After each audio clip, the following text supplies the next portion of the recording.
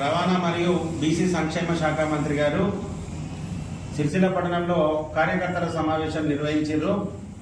మరి అందులో వారి సంక్షేమ పథకాల కంటే ఎక్కువ, వారి హామీల కంటే ఎక్కువ బండి సంజయ్ గారి గురించే మాట్లాడడం జరిగింది.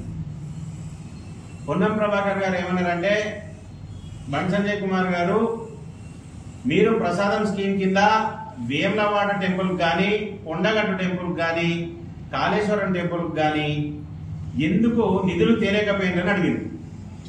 ప్రభాకర్ అన్న, పోయిన ప్రభుత్వం బీఆర్ఎస్ ప్రభుత్వం ప్రతి పాత్రికేయ సమావేశంలో గౌరవ పార్లమెంటు సభ్యులు బండి సంజయ్ కుమార్ గారు నేను ఎంపీగా ఉన్నా, కేంద్ర ప్రభుత్వం నిధులు తేవడానికి రెడీగా ఉన్నా, మీరు ఒక రిక్వెస్ట్ లెటర్ మాకు దేవాలయ అభివృద్ధి కోసం ఇన్ని నిధులు అవసరం ఉన్నాయని చెప్పి కేంద్ర ప్రభుత్వానికి పెట్టమంటే బీఆర్ఎస్ ప్రభుత్వం ఎక్కడ భారతీయ జనతా పార్టీకి పేరు వస్తుందో అని అది పెట్టలేకపోయింది.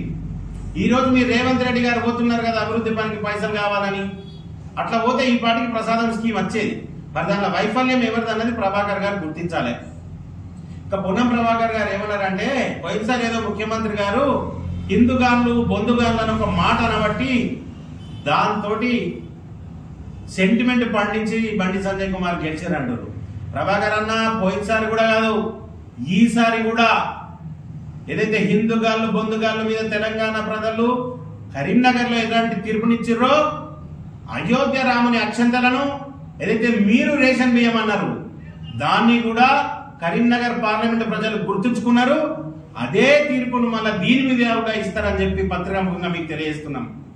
ప్రభాకర్ అన్న, ఈరోజు మీ కాంగ్రెస్ నాయకులు ఎక్కడైనా మత విద్వేషాలను రెచ్చగొడుతుంది భారతీయ జనతా పార్టీ అని చెప్తున్నారు. మతాలను రెచ్చగొట్టి ఓటు బ్యాంక్ కొల్లగొడుతుందని చెప్తున్నారు. ఎందుకన్నా అవకాశం మాకిస్తున్నారు? మీరు ఎలక్షన్లే ఉన్నాయి కదా, మీరు రాహుల్ గాంధీ గారిని అయోధ్య తీసుకపోండి, ఒకసారి తీసుకపోండి.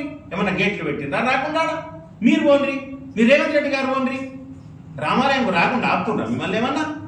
మీరు ఓటు బ్యాంక్ రాజకీయం కోసం ఇంట్ల దేవుని ఫోటోలు పెట్టుకొని బయట గుళ్ళకు బంద్ చేసే పరిస్థితులు ఉన్నారు మీరు. ఈరోజు ప్రతి ఒక్క వ్యక్తి బండి సంజయ్ గారి గురించి విమర్శించుడే. కరీంనగర్ లో గెలవలేక హుస్నాబాద్ లో గెలిచిన వ్యక్తులు కూడా బండి సంజయ్ గారి కుమార్ గురించి విమర్శలు చేస్తున్నారు. మీ ప్రభుత్వం వచ్చి ఎన్ని రోజులు అయితే అది మీ హామీలు ఎక్కడుంది? వరి ధాన్యాలన్నీ అక్కడ రైతులు కొనుగోలు కేంద్రాలలో పోసిండ్రన్నా, వానలు పడుతున్నాయి, వాళ్ళకి కవర్లు ఇయ్యి, మీరు ఇస్తాన్న 500 బోనస్ ఇయ్యి. జరా 100 రోజులు అయిపోయింది మీ ప్రభుత్వం వచ్చి, 500 బోనస్ ఇయ్యి. ఇక మహిళలు ఎదురు చూస్తుండ్రు, 2500 రూపాయలు ఇయ్యి. ఇస్తామన్నారు కదా 100 రోజులల్లా, 2500 రూపాయలు ఇయ్యి. ఇక తులం బంగారం అంటే ఇయ్యి. ఇక సిరిసిల్ల మహిళలు, మా పద్మశాలి బిడ్డలు ఎదురు చూస్తున్నారు, మా సామాజిక వర్గం బిడ్డలు ఎదురు చూస్తున్నారు. ఇక తులం బంగారం ఎప్పుడు ఇస్తారన్నా? మీకు 2 లక్షల రుణమాఫీ కోసం ఎన్నికల కోడ్ అడ్డం వస్తుంది.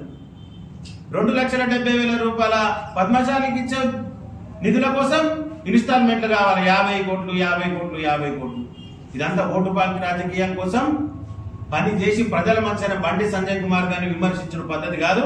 భారతీయ జనతా పార్టీ ప్రజా సంక్షేమం కోసం ఈరోజు అందరూ మాట్లాడుతున్నారు. వీళ్ళంతా కరోనా కాలం లేడవన్నారో మాకు అర్థమైతే లేదు. ఏసీ రూములల్లా పాపం బండి సంజయ్ కుమార్ గారు ఆయన నియోజకవర్గం ఉన్న ప్రతి ఒక్క హాస్పిటల్లో పీపీ కిట్లు వేసుకొని కరీంనగర్ లో గాని, సిరిసిల్లలో గాని, వేములవాడలో గాని మరి ఏ రకంగా ఉన్నది, వీళ్ళకి ఏ రకంగా వైద్యం అందుతుందని తిరుగుకుంటా ప్రతి నియోజకవర్గానికి ప్రతి ఒక్క అంబులెన్స్ ఇచ్చి, పీపీ కిట్లను ఇచ్చి, దానికి సంబంధించిన సామాన్ ఇచ్చి, కేంద్రంకి ఎంతో నిధులు తెచ్చి వాళ్ళకి సహకరించిందయా. గదాని గురించి మాట్లాడుండ్రి. భారతీయ జనతా పార్టీ పక్షాన ఒకటే డిమాండ్ చేస్తున్నాం, ప్రభాకర్ అన్న, మీరు ఇవ్వాల్సిన హామీలు ఇవ్వాలి. మీ రేషన్ బియ్యం కింద ఈసారి కూడా మేమే గెలవబోతున్నాం. ఏదైతే మీరు మన అయోధ్య అక్షంతలను రేషన్ బియ్యం అన్నారో దాంతో పాటు ఈసారి కూడా మేమే డబుల్ మెజారిటీతో గెలవబోతున్నాం. దీన్ని గుర్తెరగాల మీరు. భారతీయ జనతా పార్టీ బండి సంజయ్ గారి మీద విమర్శలను చేస్తూ ఊరుకోదని చెప్పి పత్రికాముఖంగా తెలియజేస్తున్నాం. భారత్ మాతాకి జై.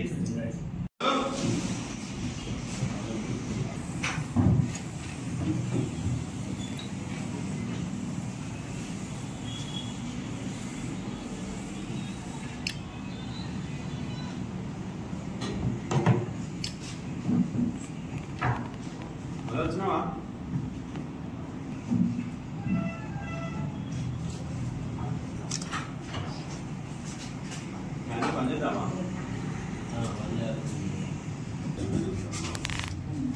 మాట